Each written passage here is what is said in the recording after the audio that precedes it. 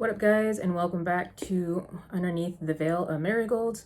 And today I'm finally doing the tag that I was tagged in long ago, and that tag is the Witch Within tag. This tag, I believe, originated from Amethyst's Ascension Tarot, and she has a lot of tags. I think there's like a monthly tag type of thing that goes on. I could be wrong, but it started from the witch in me. There was a live that was done. Celina hosted a really amazing live with a bunch of cool witches here on YouTube, and we all got tagged to do the Witch Within tag. I'm just super fucking late on doing this tag. But anyways, a really cool tag stemmed from all that, and I'm gonna do it today.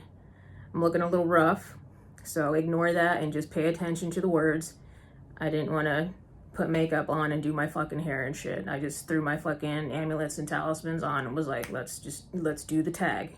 All right, so I got all the questions written down. There is 10 questions. Yes, 10 questions. Number 1, who was the first witch you recognized in yourself? I was very little when I first realized that I was a little bit different from the other kids around me, and how I saw life and how I questioned things and my maturity levels. When I went to recess, I was out there making potions and writing spells and weaving grass together to make fucking dollies and poppets and shit. Those little corn husk dollies, yeah, I made them out of grass.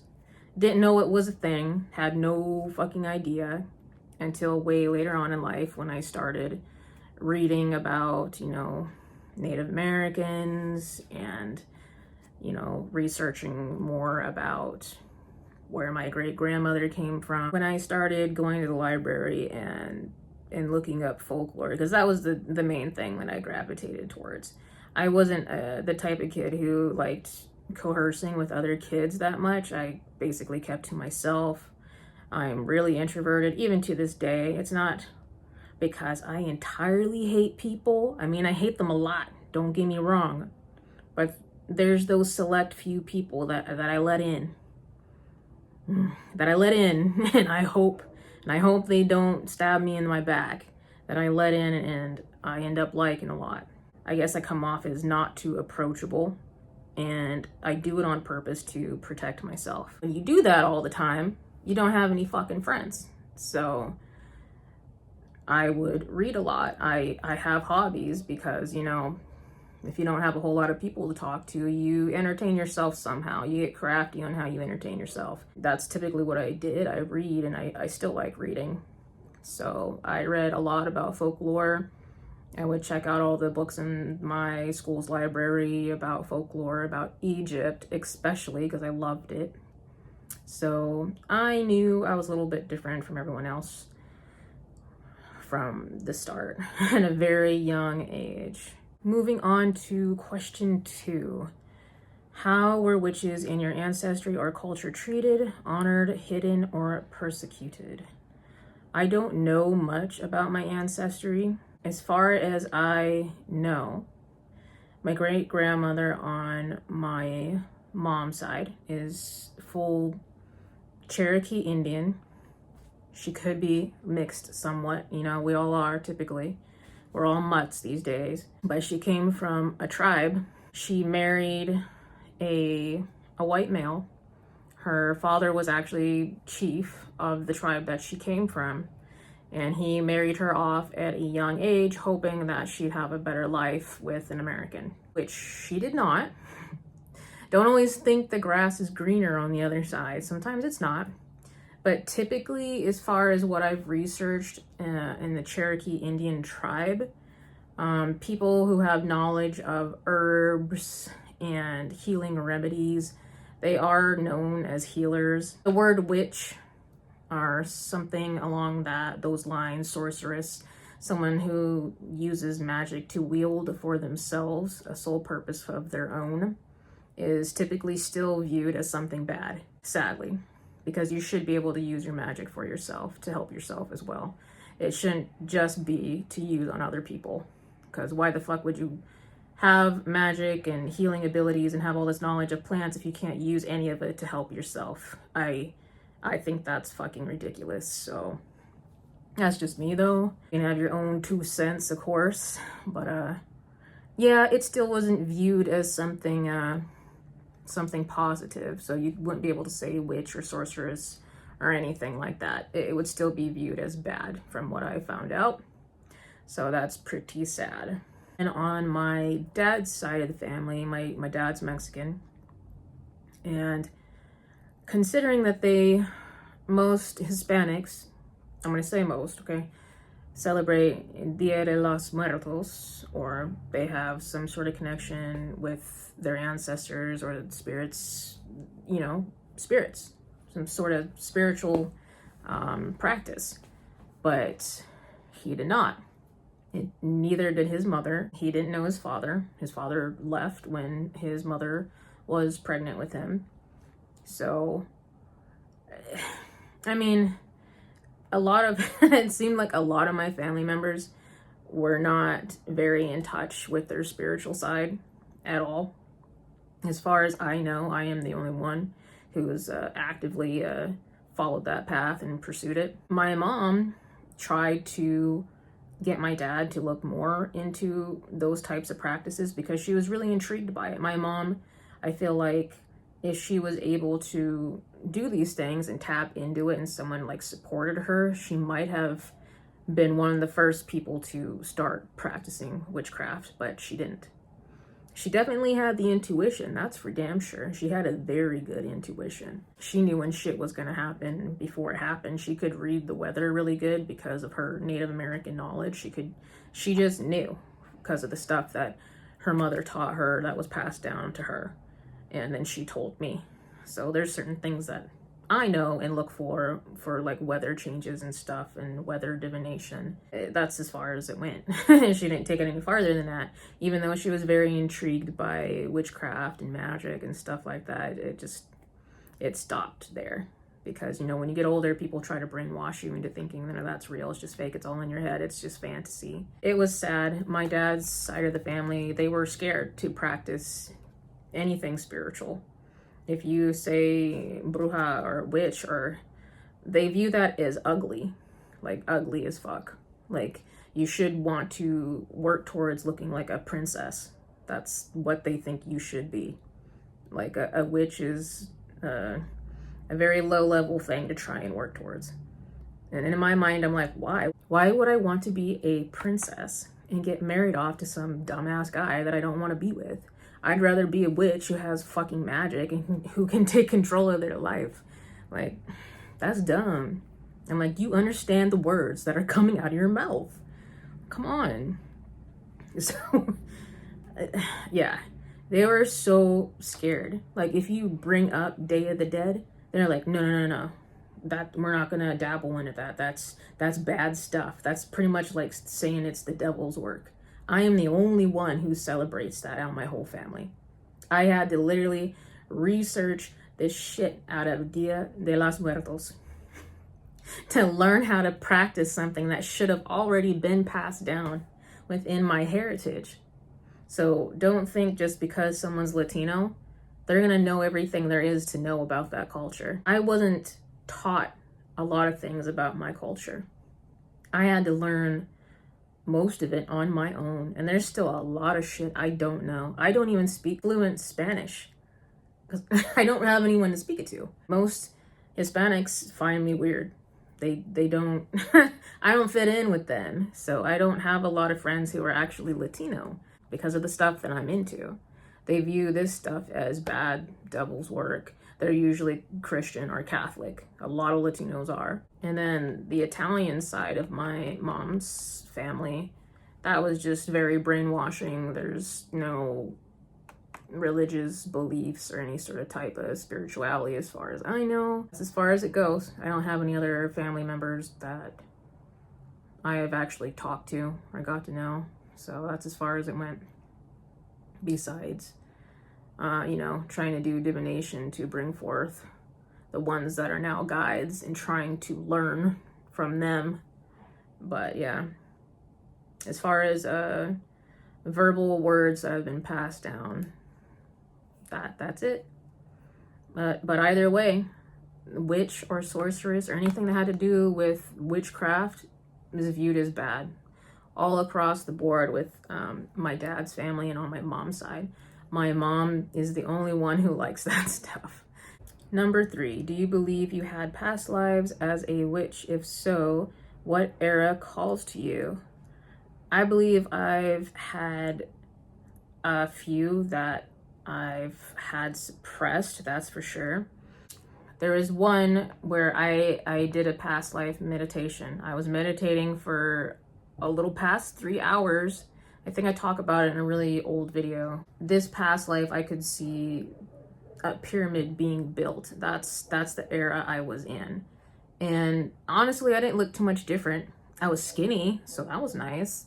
But so my face was slimmer. My skin was a lot darker. Hair was shorter. I had the typical Egyptian type of, more like royalty looking. I had nicer clothes compared to the people who lived in the lower valley areas. So I could tell I was more well off. And the room that I was in was nice.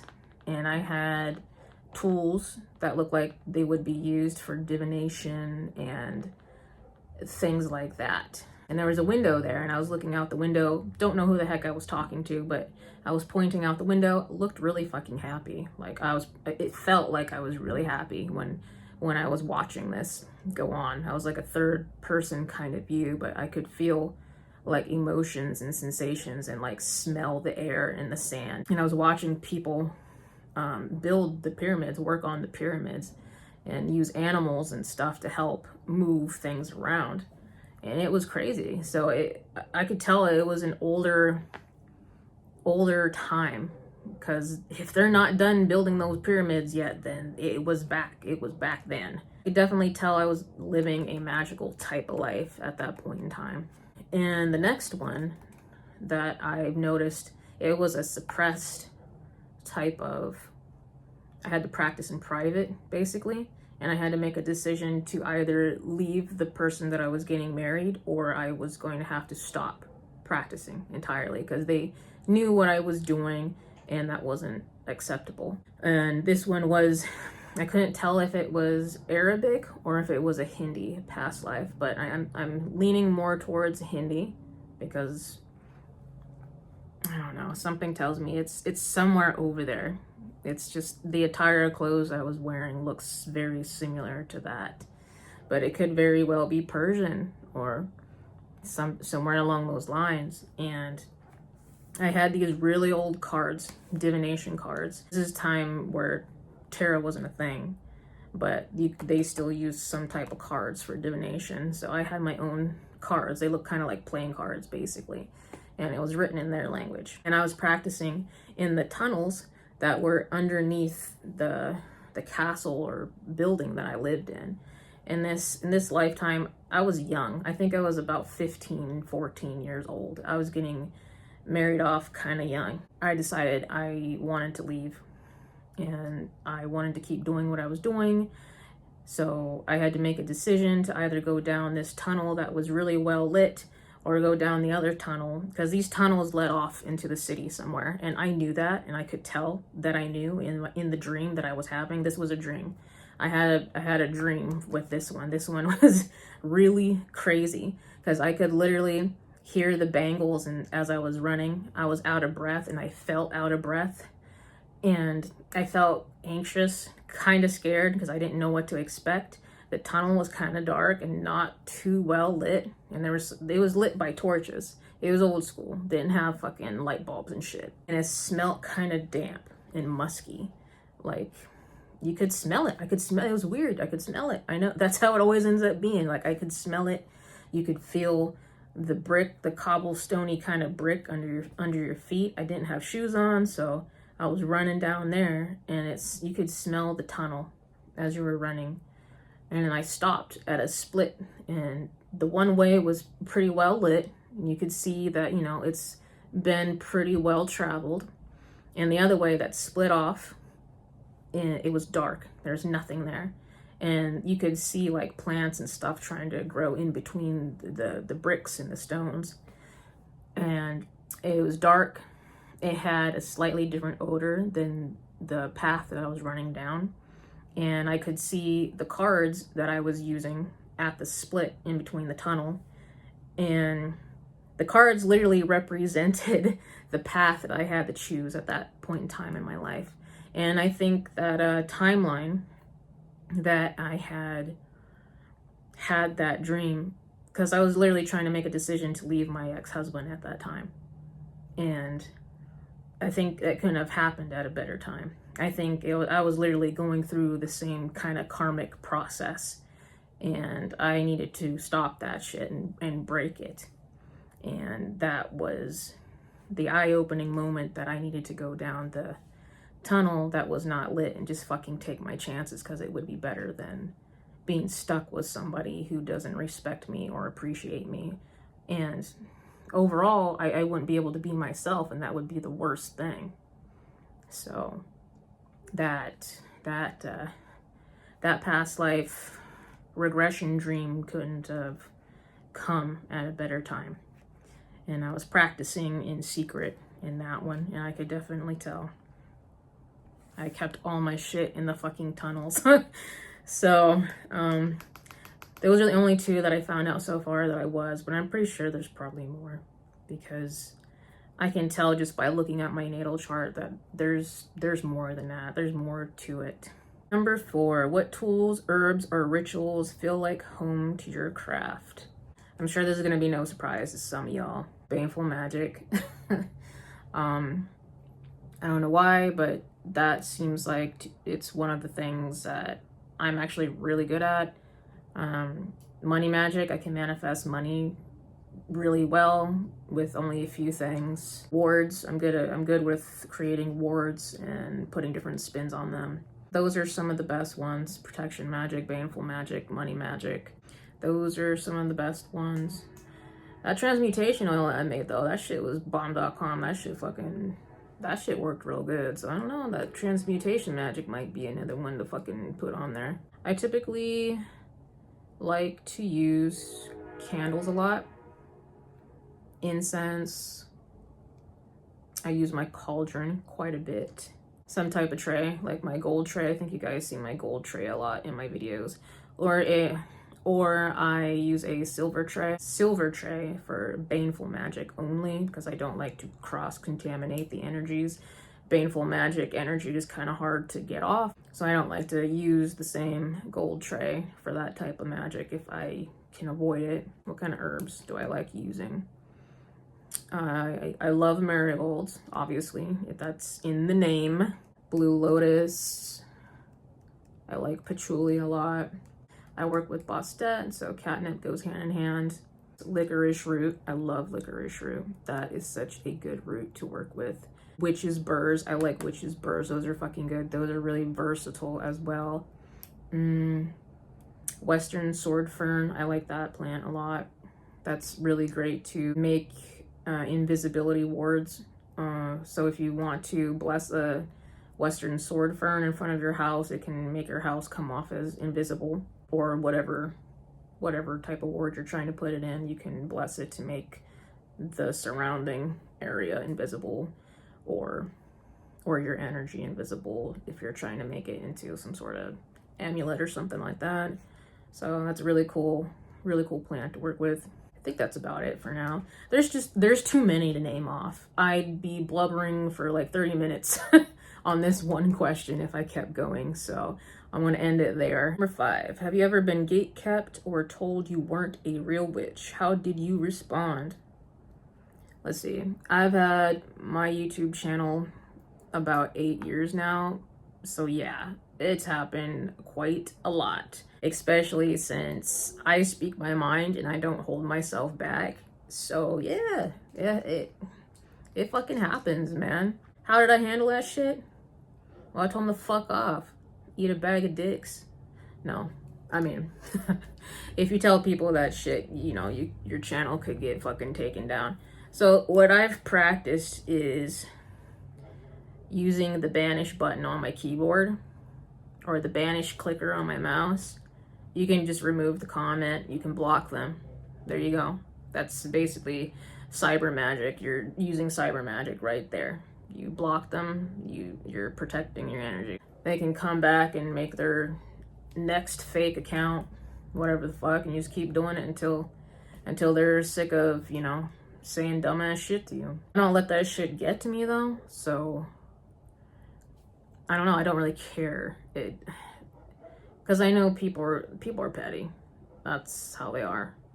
People have said fucked up shit to me my whole life ever since I was a child. So I don't know, I've grown a thick skin and my mentality doesn't let that get to me. So really barking up the wrong tree. They're trying to hurt the wrong person. I can't be hurt too easily, especially not with words. Gatekeeping can piss me off, but I also understand there's certain things that people want to keep within their family's lineage and they don't want to share that.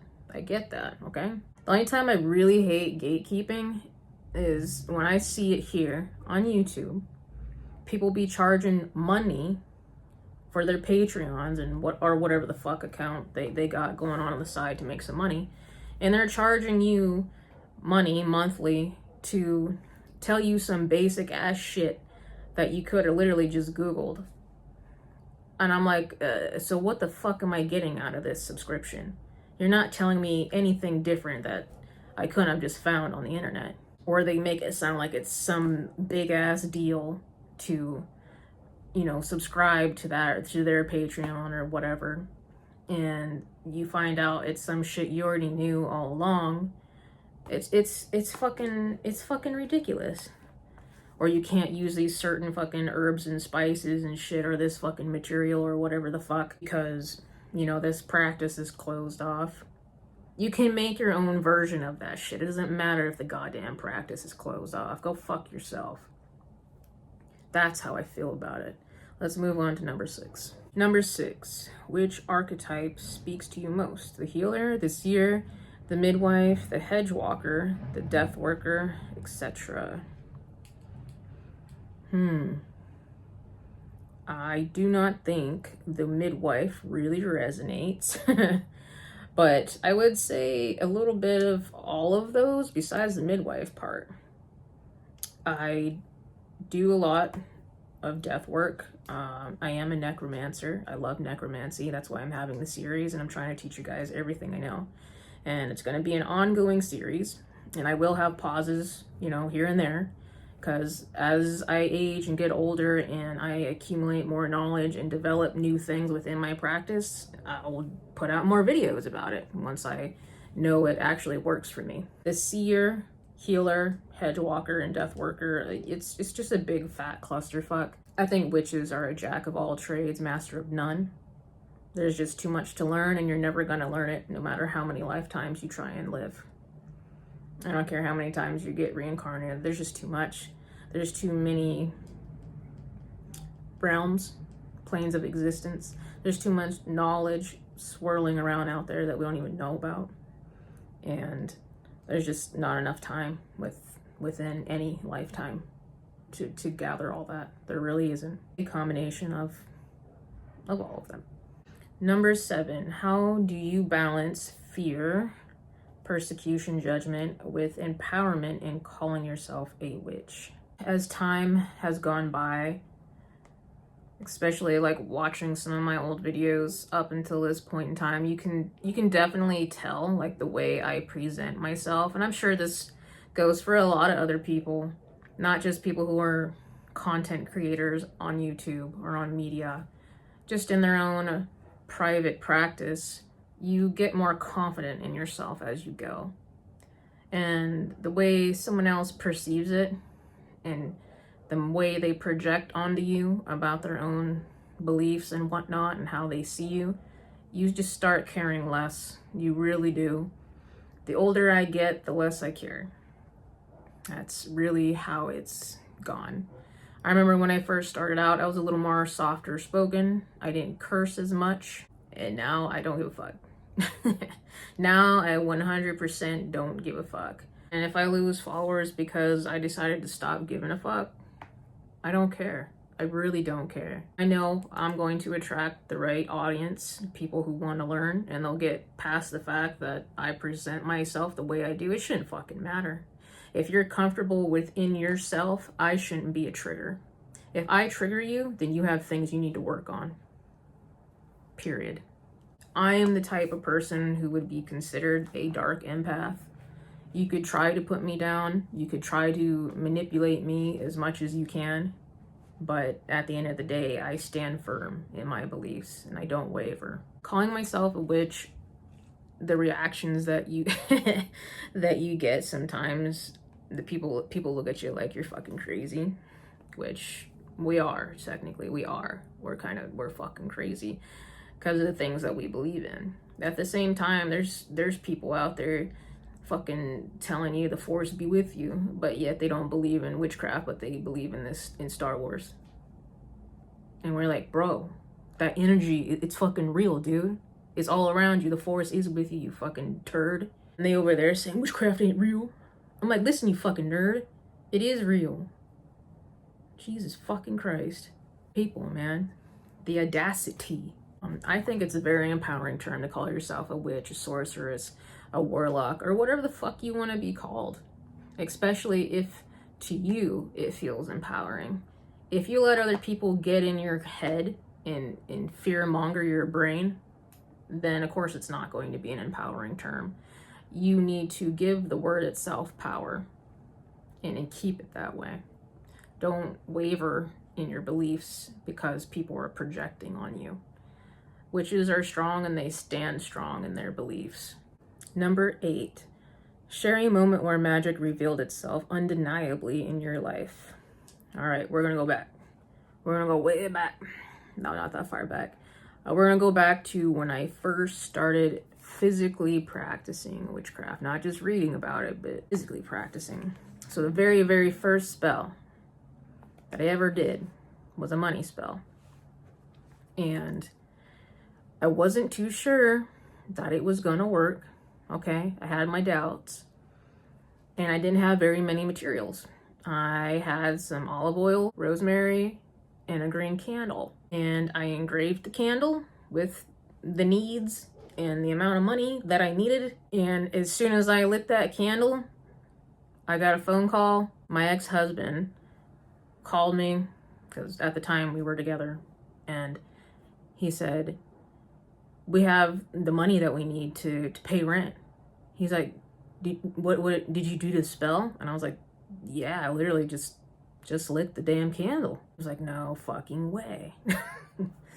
So that happened instantly. That was so fucking fast. I didn't ask for anything more than that. I didn't picture myself spending the money. I literally just pictured the money in the fucking bank account, the exact amount that we needed. Nothing more, nothing less, nothing happening with the money, just the fucking money. No one's touching it, but the digits are there. And that's exactly what happened. The money had to come from somewhere, right? So we found out it was from his old job, and finally he got his 401k stuff from his old job, and it finally hit. Took months for it to hit, but it finally came at the time that we needed it. So that spell worked.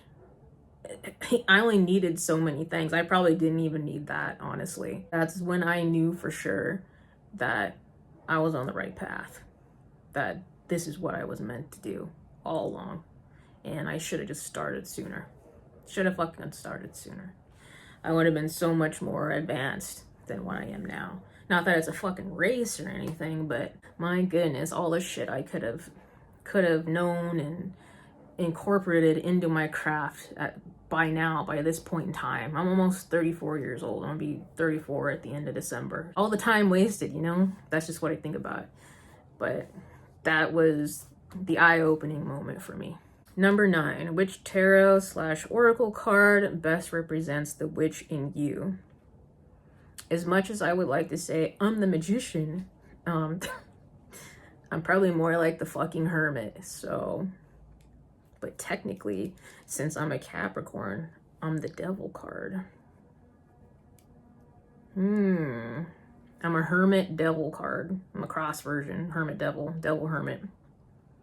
Yeah, I'm gonna go with that. Number 10. What wisdom would your inner witch whisper to the collective if they could speak?